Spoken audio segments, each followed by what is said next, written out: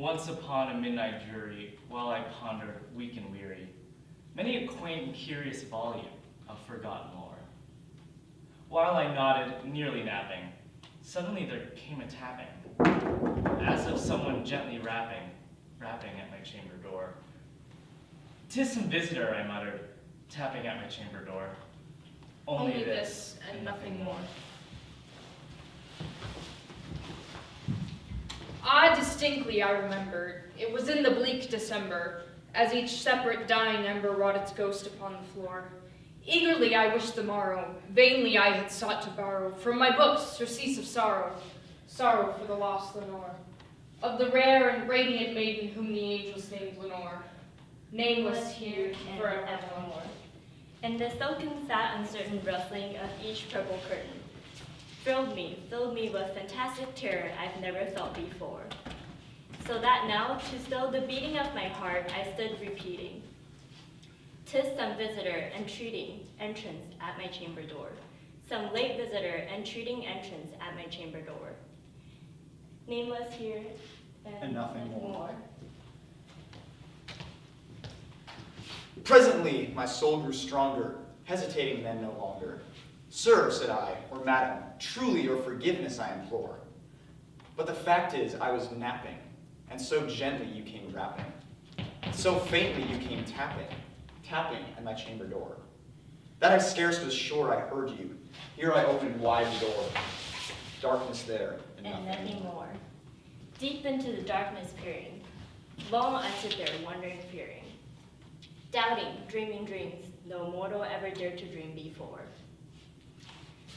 But the silence was unbroken, and the stillness gave no token, and the only word there spoken was the whispered word Lenore. This I whispered, and an echo murmured back the word, Lenore. This, and nothing more. Back into my chamber turning, all my soul within me burning. Soon again I heard a tapping, somewhat louder than before. "Surely," said I, "surely that is something at my window lattice. Let me see then what thereat is, and this mystery explore. Let my heart be still a moment, and this mystery explore. 'Tis the wind, and nothing more." Open here I flung the shutter, when with many a flirt and flutter, and there stepped a stately raven of the saintly days of yore. Not the least obeisance mating, not a minute stopped or stayed, but with mien of lord or lady, perched above my chamber door, perched upon the busted palace, just above my chamber door, perched, and sat, and nothing more. Then this ebony bird beguiling my sad fancy into smiling, by the grave and stern decorum of the countenance it wore. "Though thy crest be shorn and shaven, thou," I said, "art sure no craven. Ghastly, grim, and ancient raven, wandering upon the nightly shore, tell me what in thy lordly names upon the night's Plutonian shore." Quoth the raven, "Nevermore." Much I marveled this ungainly fowl to hear discourse so plainly, though its answer little meaning, little relevancy bore. Though we cannot help agreeing that no living human being ever yet was blessed with seeing bird or beast above his chamber door, bird or beast upon the sculptured bust above his chamber door, with such name as Nevermore. But the raven, sitting lonely on his placid bust, spoke only that one word, as if in that one word his soul he did outpour. Nothing further than he uttered, not a feather than he fluttered, till I scarcely more than muttered, "Other friends have flown before. On the morrow he will leave me, as my hopes have flown before." Then the bird said, "Nevermore." Startled at the stillness broken by the reply so aptly spoken, "Doubtless," said I, "what it utters is its only stock and store, caught from some unhappy master with whom unmerciful disaster followed fast and followed faster, until one song burden bore, till the dirges of his hope that melancholy burden bore, of nevermore." But the raven still beguiling all my fancy into smiling. Straight I wheeled a cushioned seat in front of bird and bust and door. Then upon the velvet sinking, I betook myself to linking fancy unto fancy, thinking what this ominous bird of yore, what this grim, ungainly, ghastly, gaunt, and ominous bird of yore Mince and croaking, nevermore. This I sat engaged in guessing, but no syllable expressing, to the fiery fowl whose eyes now burned into my bosom's core. This and more I sat divining, with my head at ease reclining, on the cushion's velvet lining that the lamplight gloated o'er, but whose velvet violet lining with the lamplight gloating o'er, she shall press, nevermore. Then methought the air grew denser, perfume from some unseen censer, swung by seraphim whose footfalls tingled on the tufted floor. Wretch, I cried, thy God hath lent thee, by these angels he hath sent thee.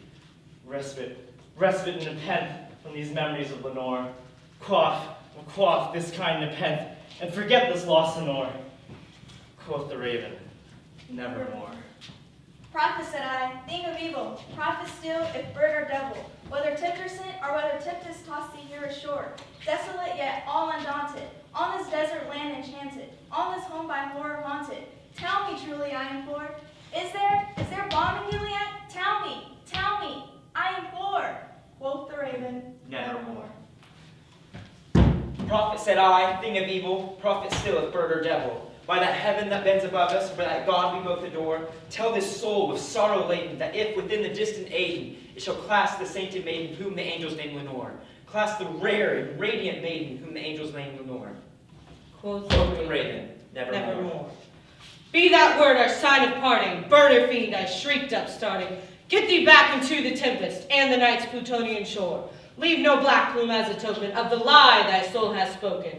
Leave my loneliness unbroken. Quit the bust above my door. Take thy beak from out my heart and quit the bust above my door. Quoth the raven, nevermore. And the raven, never flitting, still is sitting on that pallid bust of Pallas just above my chamber door.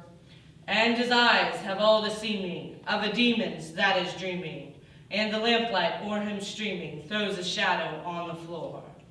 And my soul, from out that shadow that lies floating on the floor, Shall be lifted, nevermore.